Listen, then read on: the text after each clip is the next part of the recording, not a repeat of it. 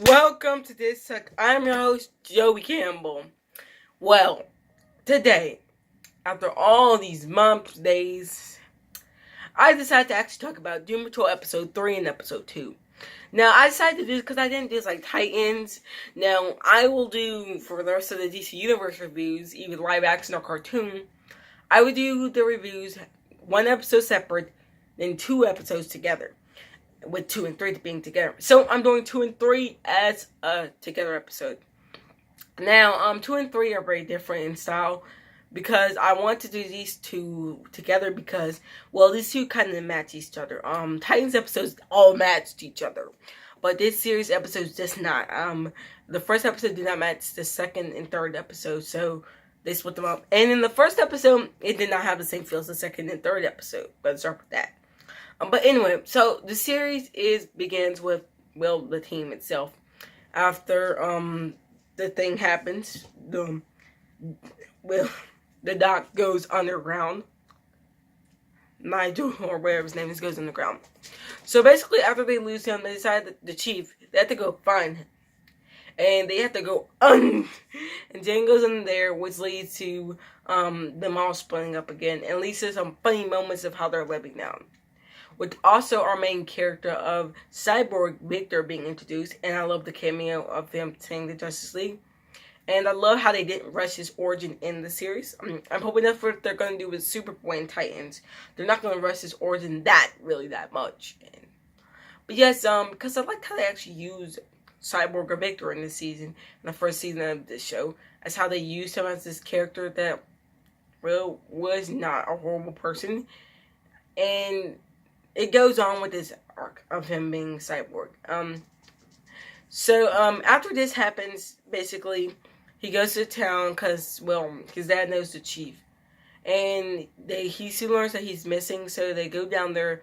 Later, they work together and they get pulled into this portal, which the donkey, which has a door.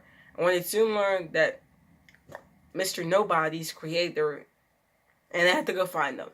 And the third episode, that's what the whole episode is. Well, also Jane's emotions coming out. So we get to see a lot of her emotions in episode 2. And that's why I really liked was to see Jane's emotions.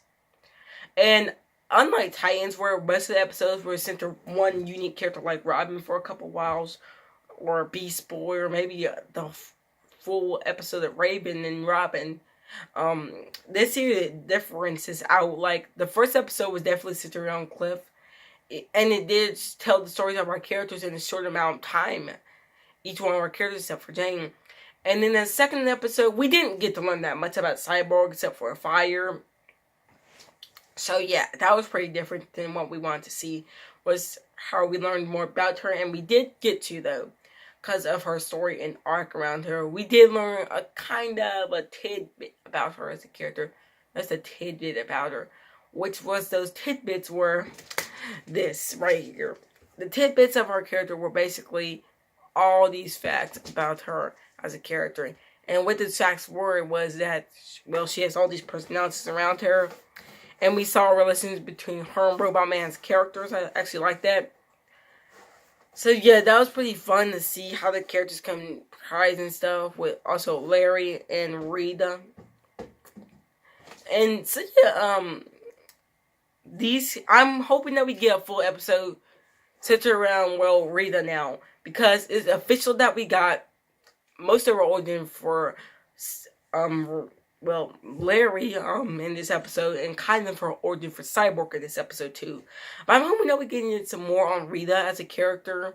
Sure, we got a little bit of her flashback, but look what they did with Negative Man or Larry in the series. They gave us more origins about him, how his life's struggling to be. I'm hoping we can get an episode with Rita when she's kind of like the Swamp Thing or something, when she actually meets him or something. Because that can be a great parallel to herself as we see her run away from where she was at. That's where technically Swamp Thing might be able to meet at. We could be him in the forest.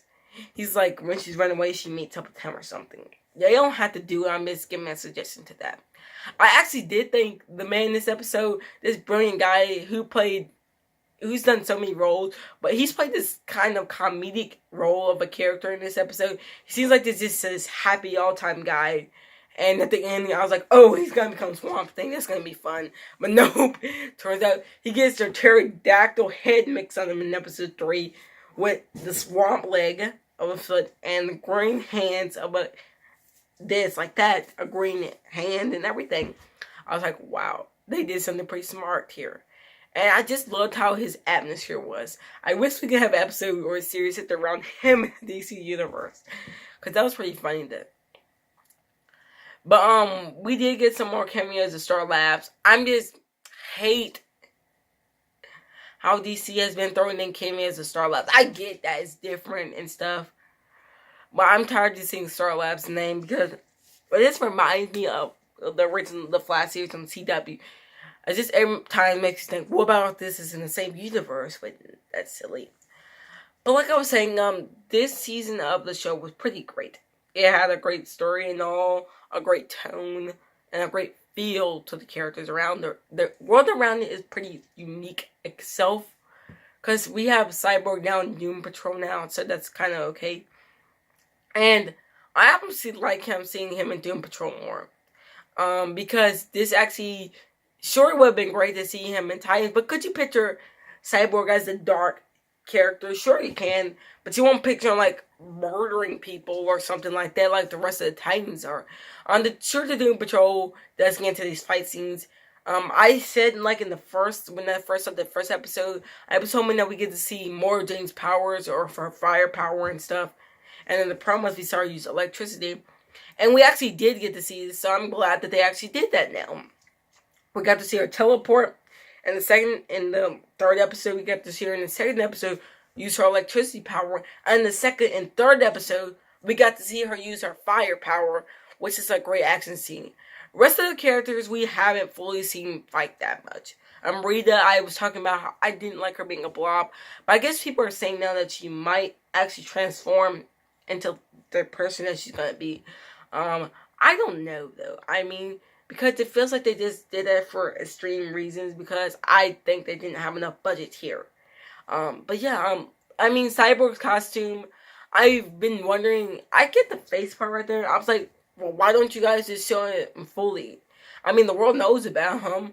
And that's what I'm saying, is that they're probably on the kind of low budget. And you're probably saying, well, they were able to get Robot Man look-alike. They possibly could have just had this guy and put him in a costume or something like that, probably.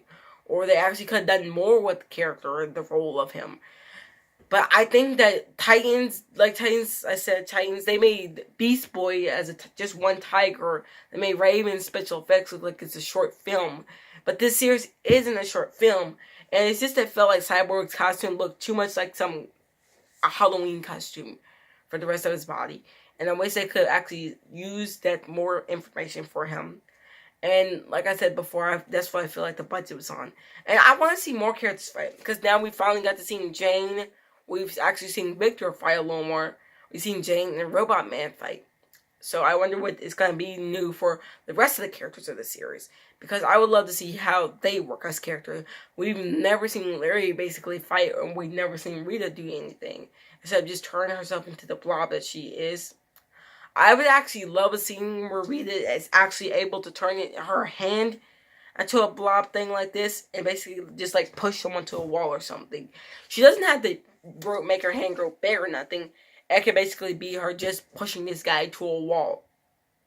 Just randomly doing this like douche and the guy gets choked down or something. That would be a great idea I came up with. But in all, episode 2 and episode 3 were a great fun time.